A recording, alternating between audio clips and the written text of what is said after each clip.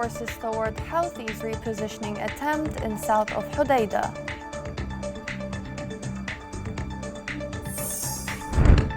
Revisiting Stockholm Agreement after 3 years.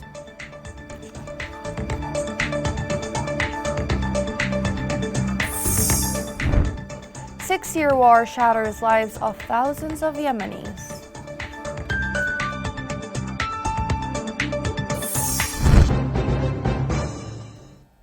Welcome to Yemen Today TV. This is the English news with me, Shaza Abdelbey. We start our stories from Hodeidah, where the joint forces foiled a new Houthi attempt to rearrange their defenses in an advanced front inside the city. Joint forces media said that the Iran-backed militia tried to build new fortifications in Sana'a and Al-Khamsin Street, and they failed to send more of their militants to new positions. The media affirmed that its forces inside Hodeidah targeted Houthi militias with direct shots, causing injuries and forced them to flee. In southern Hodeidah, joint forces units clashed with movements of Houthis in Al-Durayhimi and Al-Tuhayta and forced them back. Joint forces thwarted an infiltration attempt by the Houthi militia in Tuhayta frontier, south of Hodeidah. Military sources said the joint forces clashed with armed Houthi militants who were to infiltrate the front lines of the fighting fronts east of the city. Sources confirmed the joint forces thwarted the infiltration attempt bravely, and it caused deaths and injuries among the militia. Further, joint forces identified and put out Houthi fire sources targeting residential areas south of Al-Hodeidah. Military source said that the militia targeted residential areas in Hais, Al-Tuhayta, Al-Jabayliyah and Al-Fazza with medium and heavy weapons. Sources confirmed the joint forces identified fire sources and directed focus strikes towards the area, inflicting massive losses on the militia. Still in Hodeidah, Houthi rebels bomb Al-Jah south of Hodeidah with artillery fire. Sources said the militias shelled people's houses and farms with mortar missiles in an escalation of attacks since the announcement of the UN ceasefire truce. 3 years now since Stockholm Agreement was signed. Some political observers thought it was a real breakthrough. However, it turned to be a complete failure with instant Houthi violations. This report looks back at the agreement. On December 2018, the United Nations Secretary General Antonio Guterres attended the conclusion of the Stockholm Agreement. The agreement was comprised of 3 subsidiary arrangements: the Hodeidah Agreement, the Prisoners' Deal, and the half-page Taiz Understanding. The Hodeidah Agreement, which was backed by the UN Security Council Resolutions 2451 (2018) and 2452 (2019), contained several issues with a 3-week timeline, including an immediate ceasefire, redeployment, not withdrawal of forces, the formation of a UN-led redeployment coordination committee, removal of fortifications and halt of military reinforcements, demining of Hodeidah port, not the city, a strengthened UN presence, and security and economic measures. The agreement resulted from external pressure, and the process was rushed that parties did not sign it. While external actors such as the US were instrumental in pushing the parties to sign the deal, they did not provide much in the implementation phase. The Stockholm Agreement set an ambitious, if not impossible, timeline for the redeployment. The bigger problem was, however, that it required the ports to be handed over to local Yemeni forces in accordance with the Yemeni law.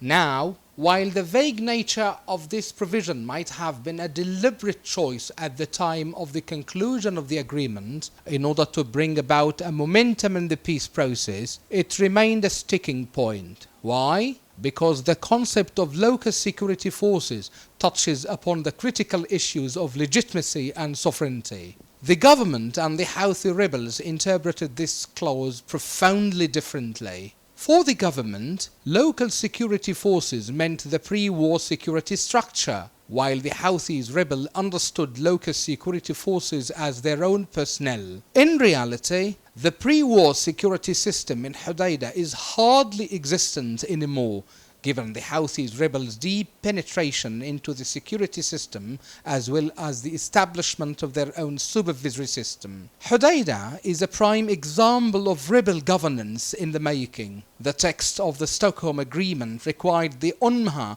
to monitor the implementation of the agreement, which was subject to competing interpretations by the conflict parties. Lastly, political commitment to implement the Hodeidah ceasefire was notably weak, if not entirely absent. The Houthi rebels fired at the mission and tried to repress their work in every way. Violations occurred on a daily basis. In the end, and after 3 years of this deal, one might call this the monitoring of a war rather than of a ceasefire. Houthi militias stormed the UN medical clinic in Hodeidah and looted a number of COVID-19 vaccines. Local sources said that the Houthis' chief of security in Hodeidah with armed elements, who broke into the UN staff clinic and looted a number of vaccines. The source added that the Houthi militants prevented UN officials by force from taking their shots. Worth mentioning, the Yemeni government team in Hodeidah asked to move the UN mission to neutral locations to ensure they assume their duties without pressures. Two Ma'rib government forces backed by local fighters liberated strategic positions in the western fronts of the city. After clashing with the Houthi militias, government forces forced the Houthis to flee, leaving behind a number of casualties and destroyed vehicles. Along with that, the Arab coalition jets carried out airstrikes targeting groups and reinforcements of Houthis in the outskirts of Ma'rib, causing casualties and destructions of equipment. An ongoing 6-year war has led to a humanitarian crisis in which thousands of Yemenis are left with no basic life needs. It is a protracted war that had nothing to give but the loss of lives and dignity. Throughout more than 6 years of war, civilians have suffered the most from killing, displacement, lack of basic necessities, and interruption of livelihoods. According to the United Nations figures, conflict in Yemen has killed nearly 250,000. Among those, more than 130,000 were killed from indirect causes, such as lack of food, health services, and other causes. It's indeed the largest humanitarian crisis in the world. Around 21 million are in need of humanitarian aid, including more than 11 million children. The country is becoming a hell for the civilians who face multiple causes of fear and concern. In Ma'rib alone, the United Nations said that 1 million are internally displaced because of escalating fighting. Some others put the numbers at 4 million. The Yemenis could face another grim situation because of the standstill in Hodeidah, the key to most basic humanitarian aid to the country. Adding to the woes of people, 16 million of Yemenis are suffering from hunger. 4 out of 5 Yemenis are getting alive, that is under the poverty line. Many families, in fact, are in a desperate situation with a falling economy and their inability to scratch even the basics. The war economy was behind the interruption of salaries and livelihoods. This blocked many Yemenis from accessing food, education, or even sanitation. And now, it is the time for the world and for the Yemenis themselves to act in order to end the horrible situation caused by the conflict and which is continued by the hands of the Houthis. 6 were killed in the confrontation between the Muslim Brotherhood militia. Our correspondent reported that the clashes started between a deputy director of police station and an officer due to a dispute over a land west of the city. He added that the clashes resulted in the death of both individuals and 4 others. Coming next. International Immigration Organization, 20 million Yemenis in need for medical aid.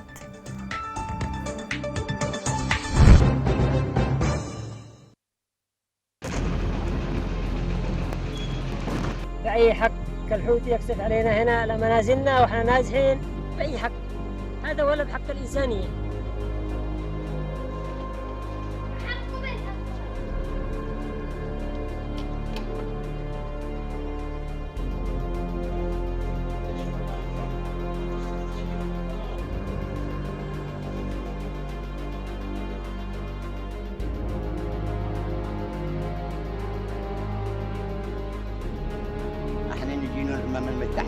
على هذا الدمار والخراب.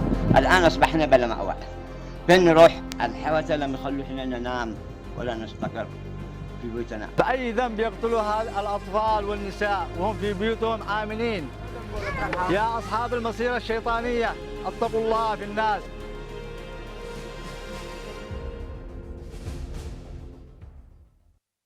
Welcome back. Years of conflict have a devastating effect on the children who were forced out of their schools due to poverty and lack of education.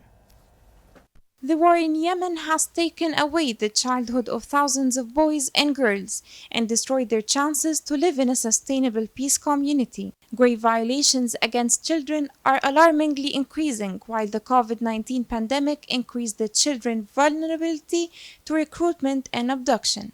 A campaign was launched on Twitter under the hashtag #ChildrenNotGuns to support children in Yemen and to address the global conscience to pressure the houthis to end the flagrant violations against childhood. According to UNICEF, armed groups are required by international humanitarian law to take measures to protect civilians, including children who are particularly vulnerable during times of war.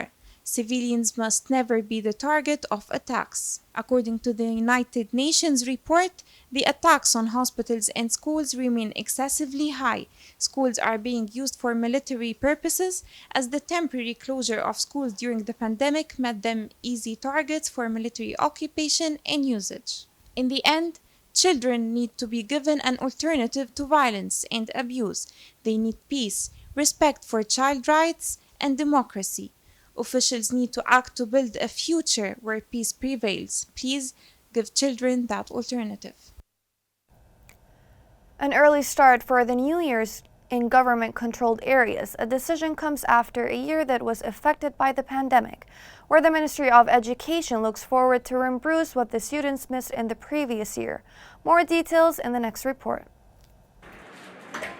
Oddly, the new date for the school calendar 2021-2022 is set to start earlier than the usual date of the past year, as the Ministry of Education decided to start the academic year on the 15th of August.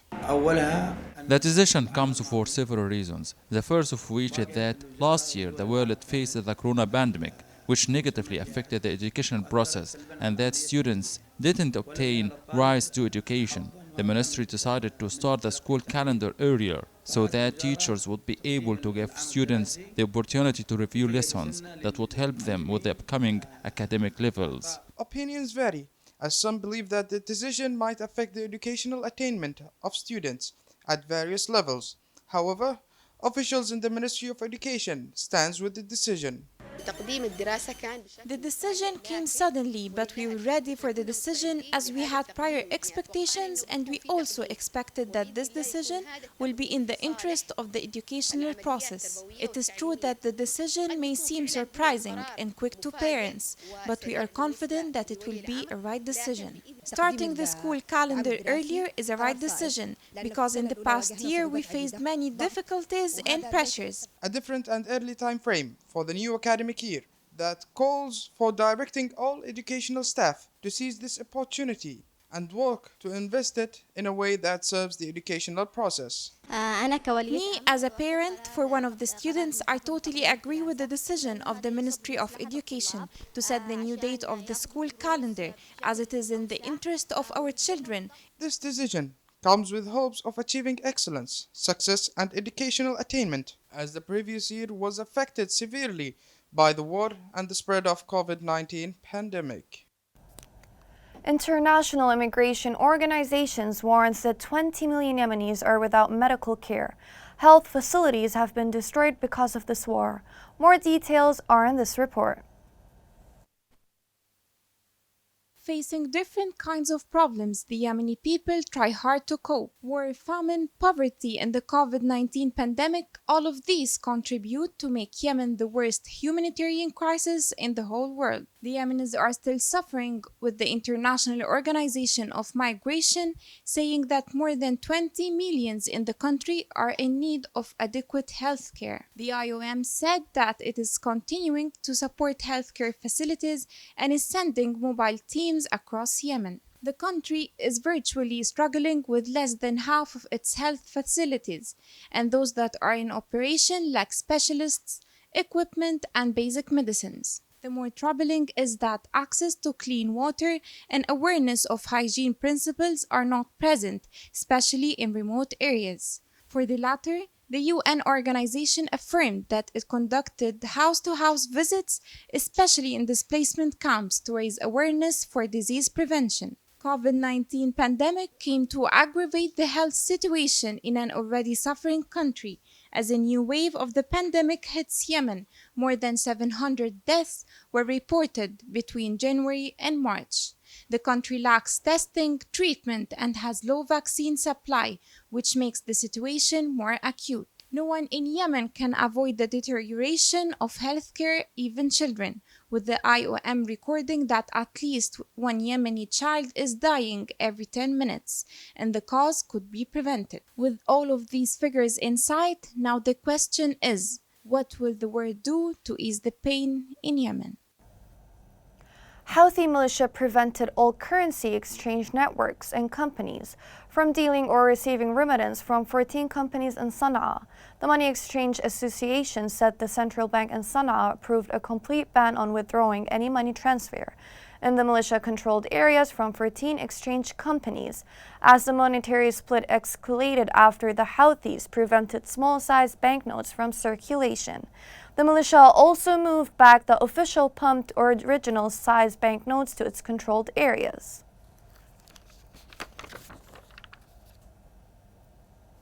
Rain continues for the second day in Al-Dala as the rain continues to fall in Al-Ahmadi village. Residents for the village lives under a hot weather caution against the unsustainable weather. Sources reported that farms have been damaged. Cars were swept away by torrential rains. The flow from several cities like Taiz and Eb to the village center.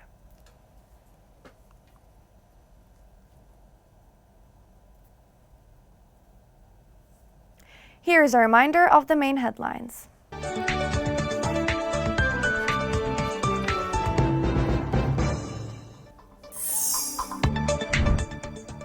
Joint forces toward Houthis repositioning attempt in south of Hodeidah.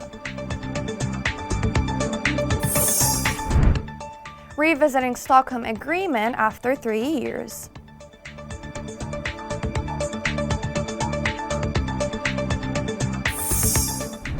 Six-year war shatters lives of thousands of Yemenis.